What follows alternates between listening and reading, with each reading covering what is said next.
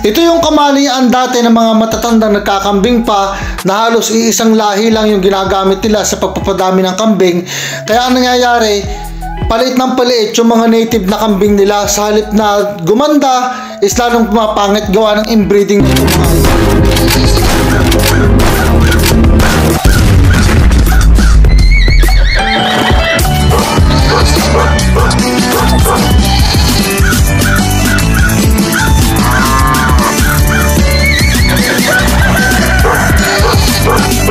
Yo, what's up mga idol? Magandang araw po sa inyong lahat. Sana nasa mabuti po kayong kalagayan sa mga oras na ito. Ito nga mga idol, meron tayong isang manonood na nag-request na gumawa daw tayo ng video about inbreeding.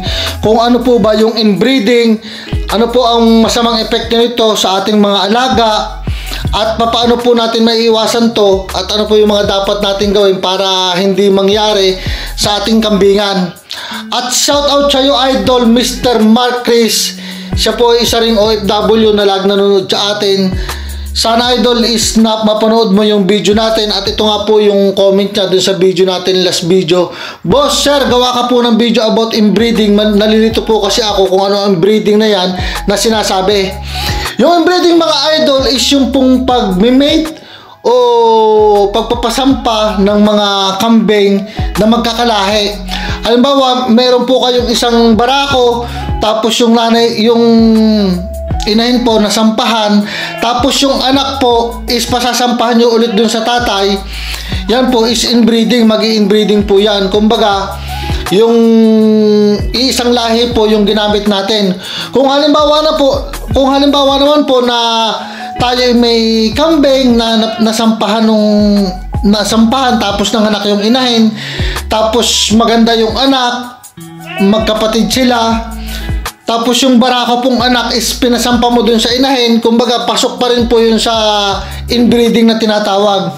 Tapos kung halimbawa yung magkapatid po lumaki na, tapos yung barako rin is kumasta dun sa kapatid niya, is inbreeding pa rin yun mga idol. Yung sinasabi kong mga idol na isang lahi is hindi po yung bower to bower o anglo to anglo. Ang ibig kong sabihin dun sa isang lahi, kumbaga magkakamag-anak na kambing mga idol. Halimbawa tatay to anak, tapos anak to nanay, kapatid sa kapatid, apo sa lola, parang ganon. Tapos basta sa madaling salita mga idol, yung magkakamag-anak na kambing is pasok po yan sa inbreeding kung halimbawa magme-mate po sila.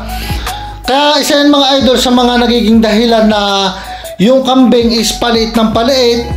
Mapapansin nyo mga idol, lahat ng mga matagumpay dito sa negosyong pagkakambing, lahat ng mga breeder na malalaki, ng mga sikat na mga breeder, is talagang hindi po nangyayari yan sa mga kambingan nila.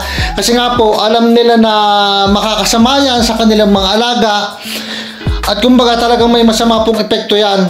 Unang-unang mga idol, na epekto yan, kung halimbawa ang ating kambing is inbreeding, halimbawa nangyari nga yung sa tatay to anak, is lagi pong mga nangyayari niyan, sakitin po yung kambing.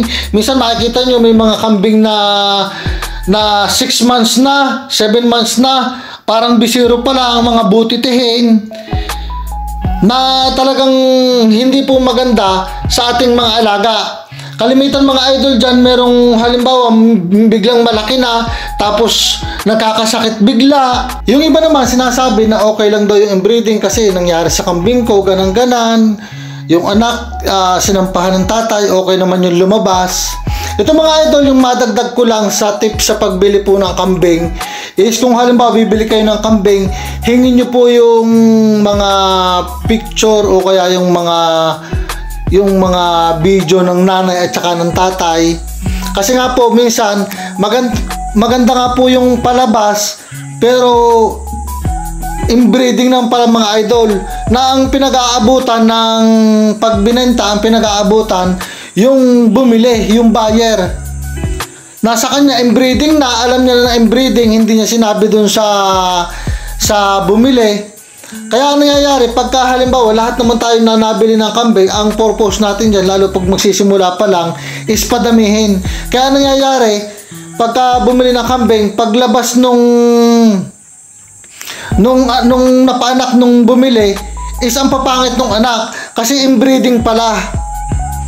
Tapos meron pa nagsasabi dyan na halimbawa yung nanay bibili ng kambing na buntis, tapos pag nanganak babae at lalaki, sasabihin pa nung binilhan, okay lang yan, yung barako na anak maganda, gamitin mo yan, pasampahin mo sa ina, walang problema. Yan sinasabi ng iba na makabenta lang o ano, kahit mali itinuturo.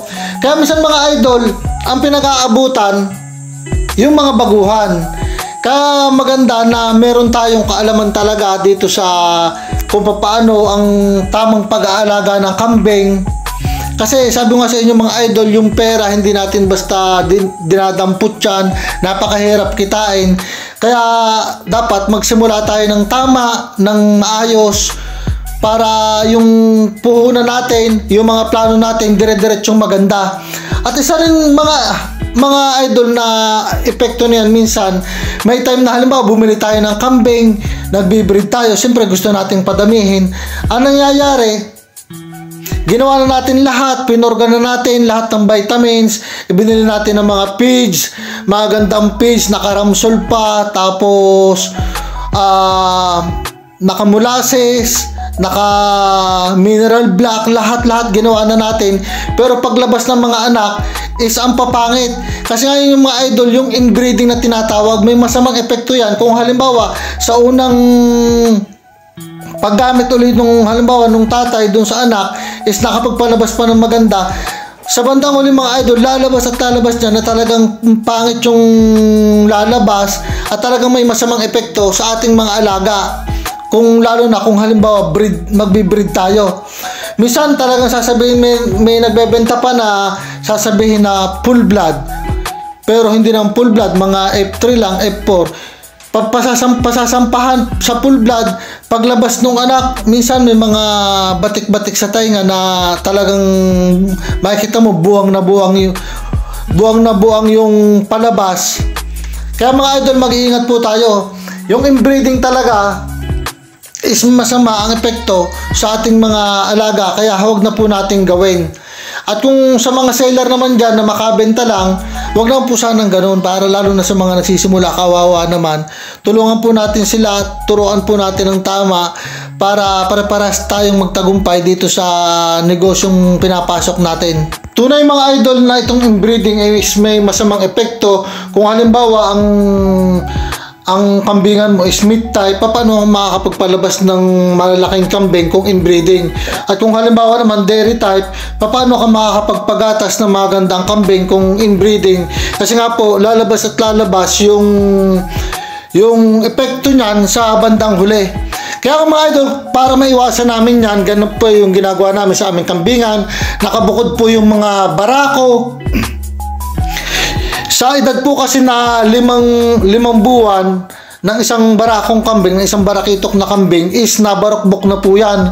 Talagang agresibo na po yan.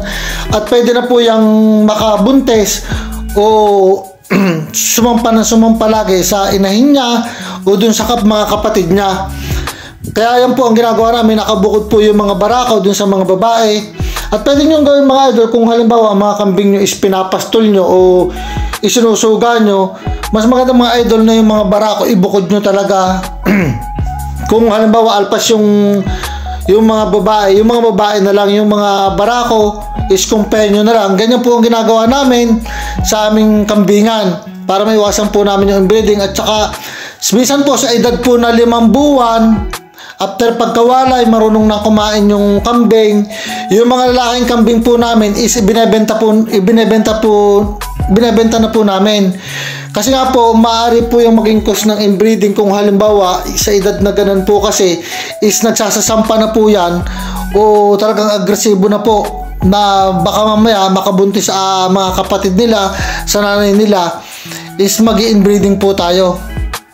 Isa pa mga ito, kung halimbawa may barako po kayo na maganda, ayaw nyo pong alpasan, tapos may maganda pong mga paanak, pwede po kung halimbawa yung anak niya po is pwede nyo pong pasampahan sa ibang mga barako na mga kapwa din magkakambing sa inyo na may maganda pong barako, pwede nyo pong ganun po yung gawin, doon nyo po pasampahan.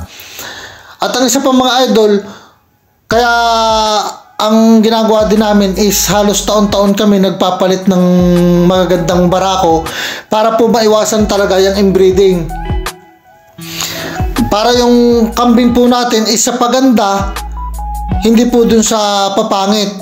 Sabi nga mga idol, sa pagganda ng materialis natin, ng mga alaga natin, is pagganda rin po ng kita natin dito sa negosyo nating paghahayupan. Kung madami naman tayong mga idol ng mga babaeng kambing, pwede po tayong gumamit ng halimbawa 2 barako. Kung meron tayong 2 barako, is okay po. Kumbaga yung anak nung isa, doon natin pasasampahan sa isa, at tapos yung anak naman nung isa is doon sa, kumbaga hindi doon sa mag-ama, hindi doon sa magkamag-anak. Ganun po ang gagamitin natin. Kaya pag gano'n naman po, napakahalaga na may record tayo.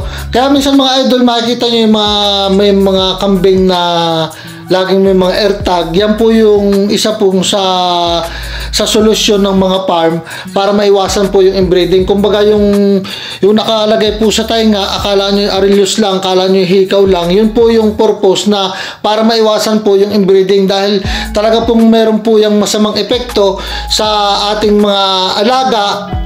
At kung hindi po natin maiiwasan is talagang yung kita natin is mapepending.